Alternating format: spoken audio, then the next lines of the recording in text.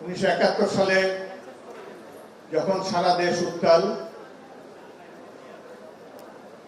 বাংলাদেশের মানুষ ফুঁসে উঠছে, গণতন্ত্রের জন্য তাদের যে স্বপ্ন সেটিকে বারবার পাকিস্তানি সামরিক জান্তা ভুলুণ্ঠিত করে দিচ্ছে। সেই জন্য দেশবাসীর মনে অনেক ক্ষোভ ছিল। এটি এমনই এক সময় ছিল যখন সৈনিকেরাও তারাও একটা পথ খুঁজে বেড়াচ্ছে, এই দুঃসহ অবস্থা থেকে মুক্তি চায়। 1971 সালে মেজর জিয়াউর রহমান চট্টগ্রাম ক্যান্টনমেন্টে কর্মরত ছিলেন। চট্টগ্রাম ক্যান্টনমেন্ট ছিল বাঙালি সামরিক কর্মকর্তাদের মধ্যে সবচেয়ে বেশি জনবহুল এলাকা। যখনই রাজনৈতিক সংকট ঘনীভূত হয়, ইয়াহিয়া খান জাতীয় সংসদ অধিবেশন ডাকতে ব্যর্থ হন এবং বাঙালিদের কাছে শাসন ক্ষমতা হস্তান্তর করা হবে না, নির্বাচিত প্রতিনিধিদেরকে তিনি দূরে সরিয়ে রাখবেন, গণতন্ত্রকে কোনো স্পেস দেবেন না। এটি যখন পরিষ্কার হলো, তখন চট্টগ্রাম ক্যান্টনমেন্টে সামরিক বাহিনী কর্মকর্তারা সিনিয়র যারা, তারা তিনজন কয়েকটি বৈঠকে বসলেন। সিনিয়র মোস্ট ছিলেন ব্রিগেডিয়ার মাহমুদুর রহমান মজুমদার, তিনি চট্টগ্রামের station commander, east Bengal regimental সেন্টারের কমান্ডার ছিলেন। তিনি নেক্সট সিনিয়র ছিলেন লেফটেন্যান্ট কর্নেল মাহমুদুর রহমান, আর তৃতীয় ছিলেন অষ্টম ইস্ট বেঙ্গলের উপ অধিনায়ক মেজর জিয়াউর রহমান। তারা তিনজন কয়েকটি মিটিং করেন এবং তারা একত্র হয়ে মেজর ব্রিগেডিয়ার মজুমদারকে ঢাকায় পাঠান। কর্নেল ওসমানীকে সাথে নিয়ে তৎকালীন নেতা জনাব শেখ মুজিবুর রহমানের সাথে দেখা করে একটা পথ নির্দেশ তারা চাইলেন। কর্নেল ওসমানী তিনি মাহমুদুর রহমান মজুমদারের কথা শুনে তিনি একাই গেলেন শেখ সাহেবের কাছে, গিয়ে বললেন যে বাঙালি সৈনিকেরা বিদ্রোহ করার জন্য প্রস্তুত, আপনি যদি নির্দেশ দেন তাহলে চট্টগ্রামে আমরা পাকিস্তানিদেরকে বন্দী করে বাংলাদেশের স্বাধীনতা ঘোষণা করব। শেখ মুজিবুর রহমান বললেন, যেগুলো তো রাজনৈতিক ব্যাপার, সামরিক বাহিনীর সদস্যদের এ নিয়ে মাথা ঘামানোর কোনো প্রয়োজন নেই, আপনারা যা যার মতো করে চাকরি করেন, এগুলো রাজনৈতিক বিষয়, আমরা আলাপ আলোচনা করছি, ইয়াহিয়া খানের দূতের সাথে কথাবার্তা চলছে, এটি নিয়ে আপনাদের চিন্তিত হওয়ার কোনো দরকার নেই। ফিরে আসলেন হতাশ হয়ে এবং পুরো চট্টগ্রাম ক্যান্টনমেন্ট হতাশ হয়ে গেল। অর্থাৎ অবস্থা পরিবর্তনের জন্য মেজর জিয়াউর রহমান এবং অপর দুজন সিনিয়র সেনা কর্মকর্তা যা কিছু প্ল্যান প্রোগ্রাম নিলেন বাঙালিদের ভাগ্য পরিবর্তনের জন্য, সেটি অঙ্কুরেই সেখানে বিনষ্ট হলো। পরবর্তীকালে ঘটনা আমরা সবাই জানি, পাক বাহিনী যখন একটি বর্বর হত্যাযজ্ঞ বাঙালিদের উপর চাপিয়ে দিল, তখন মেজর জিয়াউর রহমান কিন্তু একাই ছিলেন চট্টগ্রামে। ব্রিগেডিয়ার মজুমদারকে পাক বাহিনী দুদিন আগে চিটাগাং থেকে সরিয়ে নিলেন এবং মেজর জিয়া বিদ্রোহ করার আধা ঘন্টা আগেই কর্নেল মাহমুদুর রহমানকে পাক বাহিনী হত্যা করে। ওই তিনজনের মধ্যে একা মেজর জিয়াউর রহমান জীবিত ছিলেন। তিনি বিন্দুমাত্র সময় নষ্ট না করে তিনি তার ব্যাটালিয়নে বাঙালি সৈনিকদের সবাইকে ঐক্যবদ্ধ করে তিনি বললেন যে আমরা বিদ্রোহ করলাম এবং এখন থেকে রাজনৈতিক নেতারা যেটি করতে পারেনি, বাংলাদেশের জনগণের আশা আকাঙ্ক্ষাকে বাস্তবায়ন করার জন্য আমরা বিদ্রোহ করব এবং বাংলাদেশকে একটি স্বাধীন রাষ্ট্ররূপে তিনি ঘোষণা করেন। এটি এখন শুনলে মনে হয় এটা কোনো ব্যাপারই না, কিন্তু একটি ক্যান্টনমেন্টের এতজন, একজন সেনা কর্মকর্তা এবং তার অধীনস্থ শত শত সৈনিক জীবনের ঝুঁকি নিয়ে একটি নতুন রাষ্ট্র গড়ার সংকল্প ব্যক্ত করলেন এবং বিদ্রোহ ঘোষণা করলেন একটি শক্তিশালী সামরিক বাহিনীর বিরুদ্ধে। জীবনের ঝুঁকি তারা নিয়েছেন। তার স্বাধীনতার ঘোষণার আহ্বানে জাতি উদ্দীপিত হয়েছিল। হাজার হাজার ছাত্র ঘর বাড়ি ছেড়ে এসে মুক্তিযুদ্ধে অংশগ্রহণ করে। আজকে এই কথা দিবালোকের মতো স্পষ্ট।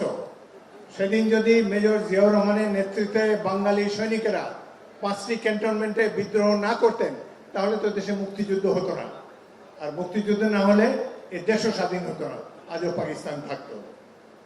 কিন্তু এই কৃতিত্ব রাজনৈতিক নেতারা সামরিক বাহিনীর সদস্যকে দিবেন না।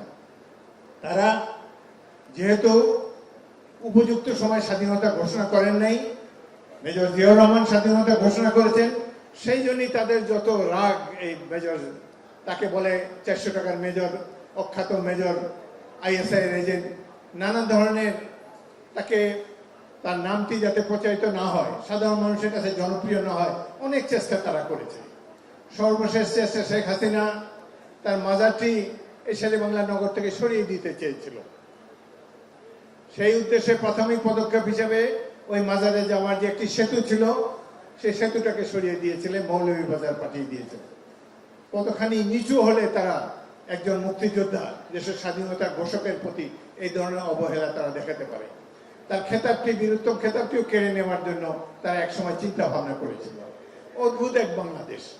বাংলাদেশের রাজনীতির হয়েছে ব্যাপক দুর্বৃত্তায়ন। বাংলাদেশের সমাজ জীবনে উপরে কারা যায়, যে যত বড় দুর্নীতিবাজ, যার দেশের জন্য কোনো স্যাক্রিফাইস নাই, কোন দেশের জন্য কোনো রকম ত্যাগ স্বীকার করে নাই, তাদেরকে আমরা টেলিভিশনে প্রত্যেকদিন দেখি, তাদের কথা শুনি। জিয়াউর রহমান সৈনিক হিসেবেই বিদায় নিতে চেয়েছিলেন, কিন্তু স্বাধীনতার অব্যবহিত পরেই তার জুনিয়র জেনারেল শফিউল্লাহকে সেনাপ্রধান করা হয়, অন্যায়ভাবে তাকে সুপারসিড করা হয়। তিনি মনে ব্যথা পেলেও নীরবে অনুগত সৈনিকের মতো চাকরি করে যান। জেড ফোর্সে একজন অফিসার ছিলেন ক্যাপ্টেন আকবর, পরে তিনি আগেই স্বাধীন হওয়ার পরে পরেই পদত্যাগ করে সেনাবাহিনী ছেড়ে চলে যান। লেফটেন্যান্ট কর্নেল হিসাবে তিনি রাজনীতিতে যোগ দেন ইউপিপিতে, ইউপিপির সহসভাপতি ছিলেন। 1973-74 এই সময় 1.5 বছর আমি জেনারেল জিয়াউর রহমানের একান্ত সচিব ছিলাম। কর্নেল আকবর প্রায়ই আসতেন, এসে জেনারেল জিয়ার কাছে গিয়ে বলতেন, স্যার এই আর্মিতে আপনার কোনো ভবিষ্যৎ নাই, এখানে আপনার কোনো প্রমোশন হবে না, আপনি রাজনীতিতে আসেন। আমি ঢুকলাম, রাজনীতিতে আপনার জনপ্রিয়তা আছে, ভালো করতে পারবেন। জিয়া সরাসরি আমার সামনেই বলেছেন, ভাইদের রাজনীতি আমার দিয়ে হবে না, আমি রাজনীতির লোক না, এখান থেকে যে কদিন আছি রিটায়ার করে চলে যাব। অত্যন্ত সহজ সরল। কিন্তু 75 সালে পট পরিবর্তনের পর তাকে নতুন সরকার এসে প্রধান সেনাপতি করে। প্রধান সেনাপতি হওয়ার পর আমরা দেখেছি তিনি খুশি ছিলেন, প্রাপ্য পেয়েছেন, সৈনিক হিসাবেই তাকে বাকি জীবনটা কাটাতে চেয়েছিলেন। কিন্তু এরপর আসলো 3 নভেম্বর, 7 নভেম্বর, এইসব ঘটনার প্রেক্ষিতে একবার